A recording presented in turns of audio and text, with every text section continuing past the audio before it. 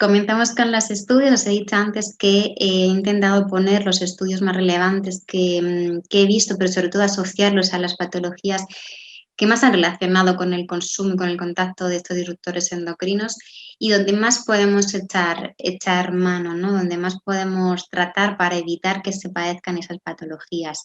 Bueno, he querido poner la primera, la asociación a la alteración de la microbiota por el consumo de estos disruptores endocrinos, y sabemos cómo la microbiota va a alterar posteriormente en el organismo y va a producir, bueno, al final una alteración en la microbiota intestinal produce cualquier tipo de enfermedad, ¿no? Desde una alergia, intolerancias, a patologías autoinmunes, patologías cardiovasculares, patologías neurológicas, patologías metabólicas. Entonces, he querido empezar por esto. Después en el tratamiento también insistiré en tratar la microbiota. Pero bueno, hay muchísimos estudios donde se ve esa alteración de la microbiota por el consumo de los disruptores endocrinos. Al final es la composición, ¿no?, de los alimentos llega directamente al intestino y son las bacterias, los hongos, son los que van a tener el primer contacto, ¿no?, con esos compuestos.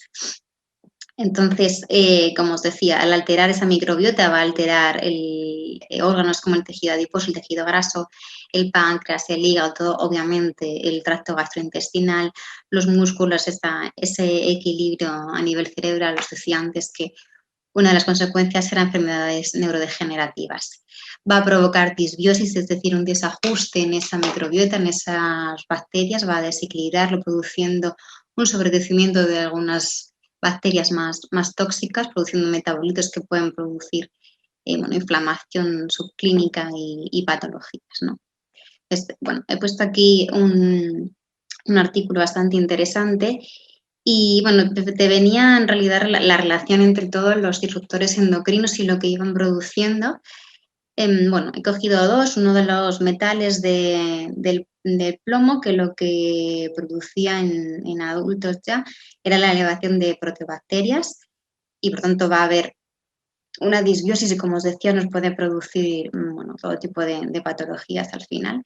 Y otro, el TCS, que se encontraba en la leche materna. También se ven cómo se encuentra en el cordón umbilical, presencia ya de disruptores endocrinos en el propio cordón umbilical, en la placenta, y, como os decía, se transfiere también en la leche materna. Entonces hay que tener mucho cuidado. Como os decía, hay que desintoxicarse antes y intentar cuidar mucho la alimentación. Entonces va a producir muchas alteraciones en los bebés. En este caso se veía cómo alteraba completamente la microbiota, el microbioma intestinal de los recién nacidos.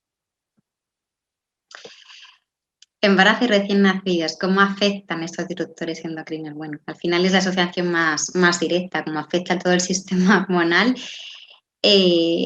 va a afectar a nivel de fertilidad, ya lo hemos comentado antes, pero también hemos visto cómo los niveles elevados de PFOA se encuentran en la sangre materna y se van a ver relacionados con un bajo peso del bebé, del recién nacido. Os decía que se encuentran también en el cordón umbilical y, bueno, se encuentran más aumentados cuando ha habido embarazos patológicos, ¿no?, embarazos de riesgo, ha habido hipertensión, diabetes gestacional o alguna complicación durante el embarazo. Pues también se ha visto presencia de estos disruptores en la sangre materna y en el cordón umbilical.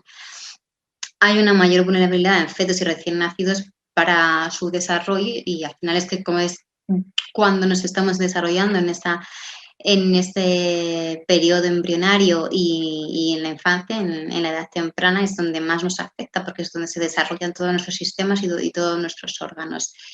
Y, os decía, atraviesan la placenta. Entonces, son las conclusiones que sacaron de este estudio que os he dejado aquí. Os animo a que tenéis un poquito de tiempo, os veáis los estudios porque están bastante interesantes. Neurotoxicidad. Me ha sorprendido la cantidad de estudios que hay de cómo afectan cómo alteran los disruptores endocrinos al sistema nervioso. Hay muchos relacionados con la fertilidad y con la reproducción, pero me ha sorprendido el encontrar tantos neurotóxicos, ¿no? Sobre todo plaguicidas, como os he puesto ahí.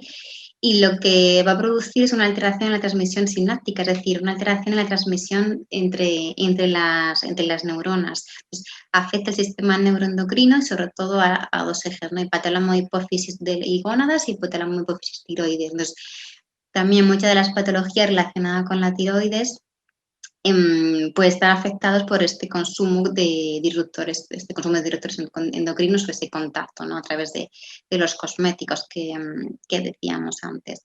Entonces, igual, aquí también en este estudio se vio que había más sensibilidad a la exposición durante el desarrollo embrionario y cuando somos peques, cuando somos niños. Y lo que se ve es una afectación en el desarrollo del cerebro, el sistema inmune y todos los órganos que sean reproductores y en la tiroides, ¿no?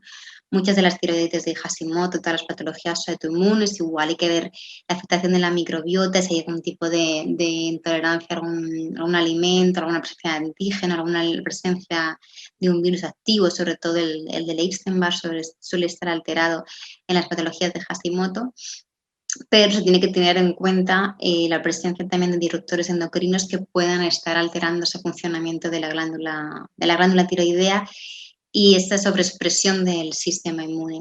Tenemos que recordar que todas las patologías tienen un origen multifactorial, no existe, digo muchas veces, no existe un solo origen, ¿no? Para padecer una patología, entonces al final por eso intentamos hacer lo que llamamos una medicina integrativa, pero podemos llamar a medicina integrativa al final cuando se trata a un mismo paciente desde diferentes especialidades, pero llevándolo en conjunto, o también medicina integrativa cuando englobamos, ¿no? Tratamos a una persona de manera íntegra. Por eso lo que yo realizo en la consulta es una nutrición integrativa, no podemos estar tratando por partes, no se trata el digestivo por un lado y las neurodegenerativas por otro, y las articulares por otro, al final el individuo es uno y bueno, puede tener por una simple disbiosis un sobrecrecimiento de Clostridium, un sobrecrecimiento de cualquier bacteria y padecer artrosis o dolores articulares y el crecimiento empieza en el intestino. Entonces, por eso hay que tratar a los pacientes de manera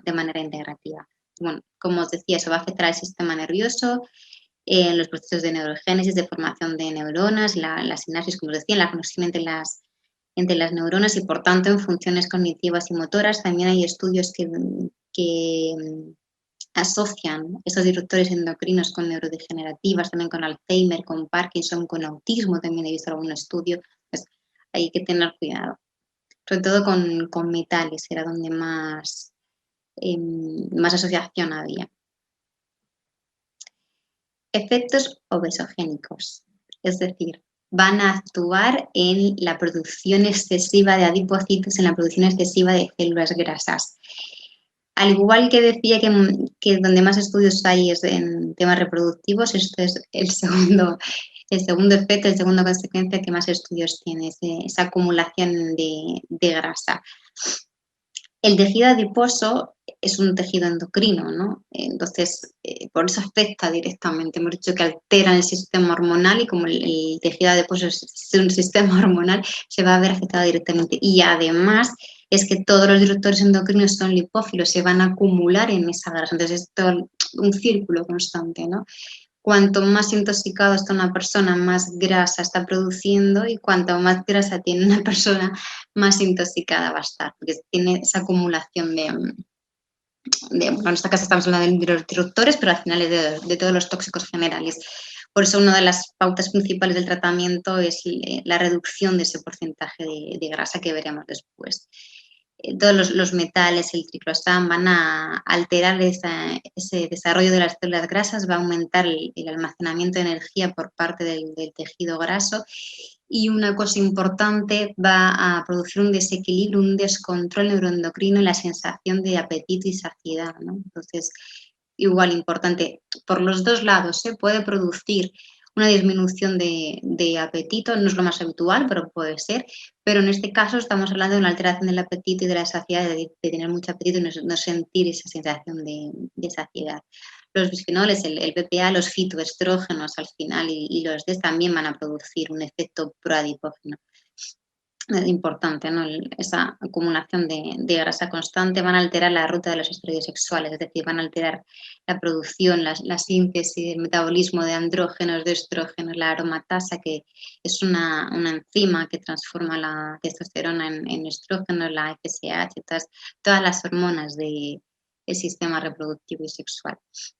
Van a producir una alteración metabólica otra vez en el eje tiroideo y en la señalización de glucocorticoides iban a aumentar, como decíamos, las patologías de síndrome metabólico, la hipercolesterolemia, los hipertriglicéridos, hipertensión, ¿no? Esa grasa visceral, esa grasa abdominal, la diabetes, la obesidad, lo que englobamos esa resistencia a la insulina y lo que ello conlleva.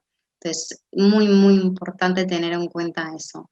Bueno, ya digo que hay bastantes estudios, he puesto aquí 3 bastante recientes, y me han gustado mucho, así que yo les echaría un vistazo porque cuenta de manera muy detallada cómo afectan esos disruptores endocrinos a la producción de grasa y a la alteración del metabolismo de esas grasas.